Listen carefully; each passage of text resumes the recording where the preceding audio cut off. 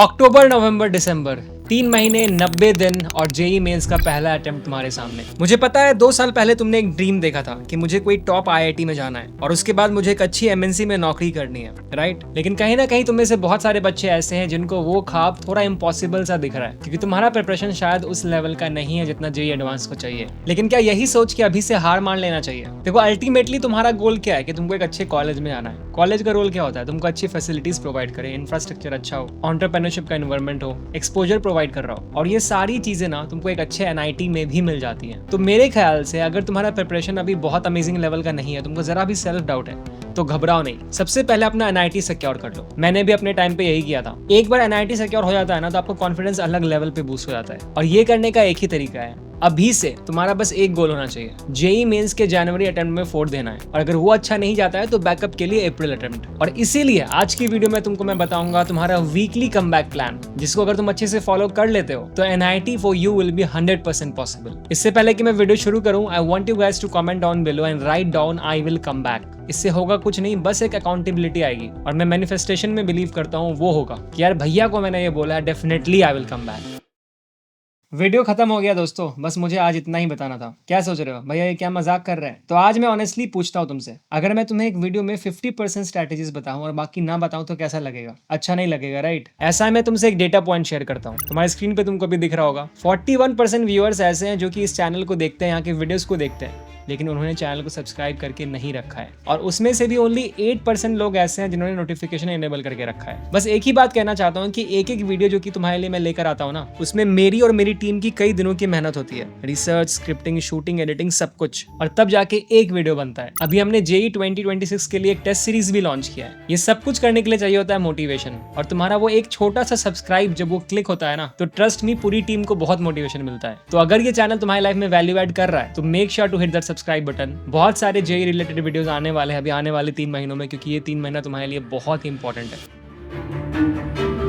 Let's go to phase 1, week 1। इसमें हम करेंगे goal setting plus return on investment chapters fix. हर एक बच्चे के मन में एक सवाल होता है कि यार भैया, मुझे एनआईटी जाने के लिए कितने मार्क्स चाहिए, और उस मार्क्स से मैं कौन से एनआईटी में पहुंच पाऊंगा? तो इसके लिए सबसे पहले तुम्हें क्या करना है? सबसे पहले तुमको करना है गोल सेटिंग। मेरे अकॉर्डिंग तुम्हारा टारगेट बस ये नहीं होना चाहिए कि मुझे कोई एक एनआईटी मिल जाए, तुमको पता होना चाहिए कि मैं कौन से एनआईटीज को टारगेट कर रहा हूँ, ताकि उसके अकॉर्डिंग तुम एक मार्क्स का गोल सेट करोगे। हम देखेंगे कि पिछले सालों की कट ऑफ्स क्या रहे थे, जिसके बेसिस पे कौन से एनआईटीज मिल रहे थे, तभी तुमको समझ में आएगा कि तुमको इस साल कितना मार्क्स लाना जरूरी है। अगर मैं टॉप एनआईटीज की बात करूँ, यानी कि NIT Trichy, Rourkela, Surathkal and Warangal, CSC के लिए 99+ परसेंटाइल, यानी कि 190 to 210 मार्क्स लाने होंगे, और कोर ब्रांचेस के लिए 97.5 to 98 परसेंटाइल, मतलब 160 to 180 मार्क्स लाने होंगे। एनआईटी अगरतला, मिजोरम, मेघालय एंड दिल्ली, इनमें जाने के लिए तुमको on an average around 150+ marks लाने होंगे, और बस इतने ही मार्क्स लाके तुम इन एनआईटीज में जा सकते हो। स्टेप 2 में आते हैं, पेन डाउन एवरीथिंग। तुमको पेन पेपर लेना है और उसमें लिखना है कि तुम्हारा प्रिपरेशन किस लेवल का है। उसके बाद तुमको देखना है कि जो तुम्हारे टारगेट एनआईटीज हैं उसमें जाने के लिए क्या कट ऑफ होगा। मैंने तुमको ऊपर जस्ट बताया, तुम खुद से भी गूगल कर सकते हो अगर तुमको डिटेल में चाहिए तो। और उसके बाद देखो कि तुम्हारे लिए रियलिस्टिकली क्या पॉसिबल है जो कि तुम अचीव कर सकते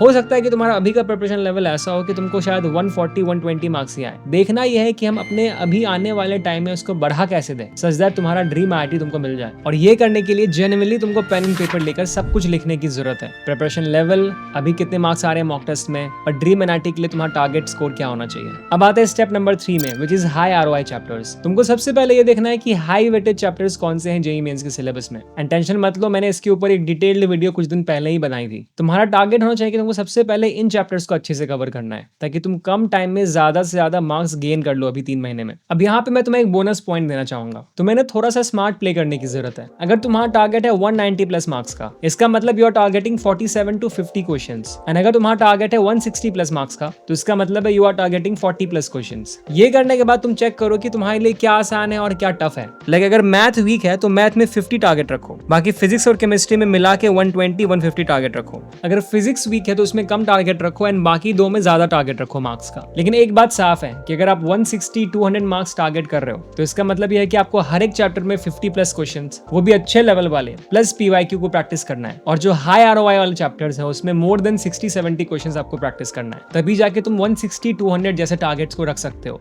एंड मैं एक माइल एक्स्ट्रा जाने के लिए बोलूंगा कि अगर आपका टारगेट इतना हाई है तो वहां के केस में आप ये नहीं कर सकते कि मेरा फिजिक्स वीक है, मैं मैथ्स और केमिस्ट्री से लेकर आ जाऊंगा मार्क्स इतना, ये टफ होगा। अगर आपका टारगेट बहुत ज्यादा है तो you will have to give equal importance to all the 3 subjects, क्योंकि क्या पता इस बार मैथ्स बहुत ज्यादा ही टफ आ गया तो क्या करोगे। तो इसीलिए अगर आपका टारगेट कम है तब आप ये चीज कर सकते हो, बट ज्यादा टारगेट के लिए आपको तीनों सब्जेक्ट्स को ही इक्वली इंपॉर्टेंस देना होगा। अब आते हैं फेज 2 पे, विच इज वीक 2 से लेकर वीक 9 तक। फेज 2 में हम करेंगे टाइम टेबल पे काम और कवरेज और टेस्ट पे काम। सबसे पहले बात करते हैं टाइम टेबल के बारे में, बहुत इंपॉर्टेंट है, ध्यान से सुनना इसको। तुमने हाई आरओआई चैप्टर सेलेक्ट कर लिया, अब क्या करना है, तुमको क्वेश्चंस प्रैक्टिस करना है, पीवाईक्यू प्रैक्टिस करना है, तुमको मॉक टेस्ट देना है। ये सब कुछ करने के लिए तुमको चाहिए एक प्रॉपर टाइम टेबल। तुम्हारी स्क्रीन पे तुमको एक डिटेल टाइम टेबल दिख रहा होगा, इसको अपने हिसाब से ट्वीक कर सकते हो खुद के लिए। 1 new topic morning slot 3 hours, उसके बाद करेंगे प्रीवियस टॉपिक प्रैक्टिस जिसमें होंगे 2 hours PYQs and 1 hour chapter wise test. उसके बाद करेंगे 1 sectional test daily which will be of like 45 minutes. ये तुम ऑल्टरनेट कर सकते हो फिजिक्स, केमिस्ट्री और मैथ्स के लिए। उसके बाद तुम करोगे 1 घंटे का एरर एनालिसिस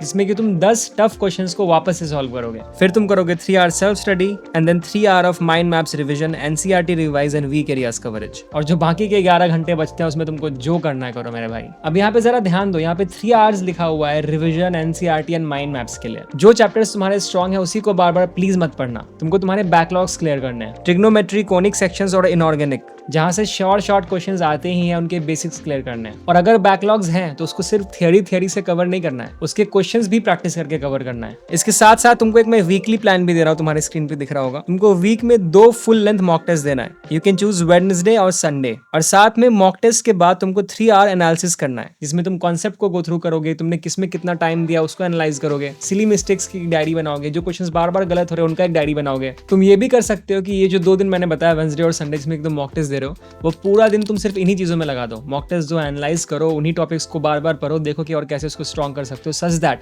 मॉक टेस्ट वाली गलतियां वापस से रिपीट ना हो। अब बात करते हैं कि ये जो डेली वीकली टाइम टेबल मैंने तुमको बताया इसको अच्छे से कैसे यूटिलाइज करें, सच दैट टाइम पे पूरा सिलेबस भी खत्म हो जाए और साथ में पूरा रिविजन, मॉक टेस्ट सब कुछ हो जाए। रियलिटी चेक देता हूं तुमको मैं। तुम्हारे पास है 3 महीने मतलब 12 वीक्स, तो तुमको ideally initially 8 to 9 weeks focus करना चाहिए न्यू चैप्टर्स, बैकलॉग क्लियरेंस और प्रैक्टिस पे। ऑफ कोर्स इस बीच में भी हम वीक में 2 टेस्ट देंगे, बट मेन फोकस तुम्हारा इन सारी चीजों पे होगा। और जो लास्ट के 2-3 वीक्स हैं वहां पे तुम्हारा मेन फोकस होना चाहिए मॉक टेस्ट पे और साथ में रिवीजन पे। तो 8 to 9 वीक्स में तुम्हारा जो भी बैकलॉग, सिलेबस जो भी बच रहा है सब खत्म करो मेरे भाई, ताकि लास्ट वाले 2-3 वीक्स में तुम ज्यादा से ज्यादा मॉक टेस्ट दे सको। वंस अगेन अभी जो इनिशियल के 8-9 वीक्स है उसमें भी मॉक टेस्ट देना है, इग्नोर नहीं करना है। कम देंगे बट देंगे, वीक में 2 काफी है। अब अगर मैं बात करूं हाई वेटेड चैप्टर्स के बारे में तो it's almost 30 chapters across 3 subjects, मतलब 12 वीक में तुमको हर वीक 2-3 चैप्टर्स निकालने हैं। पर डे तुमको एक चैप्टर का थियरी प्लस 20 से 30 पीवाईक्यूज एंड एक माइक्रो टेस्ट देना है 30 क्वेश्चंस का। ड्रॉपर्स के लिए 7 to 8 चैप्टर्स पर वीक डुएबल है, और ऐसे बच्चे जो कि बोर्ड्स और जेई दोनों पे फोकस कर रहे हैं उनके लिए 2 से 3 चैप्टर पर वीक रियलिस्टिक है। बट वंस अगेन फिनिश करना मतलब ये नहीं कि बस रीड कर लिया, रिवाइज कर लिया, हो गया। एक चैप्टर फिनिश तभी होता है जब आप उसको थियरी भी रिवाइज कर लेते हो, साथ में क्वेश्चंस भी प्रैक्टिस कर लेते हो, पीवाईक्यू भी देख लेते हो। अब लेक्चर्स कैसे देखना है, कहां से पढ़ना है, कैसे पढ़ना है, वो सब भी डिटेल में बताऊंगा, थोड़ा इंतजार करो, वो फेज 3 में डिस्कस करेंगे। लेकिन वो बताने से पहले एक चीज शेयर करना चाहता हूं कि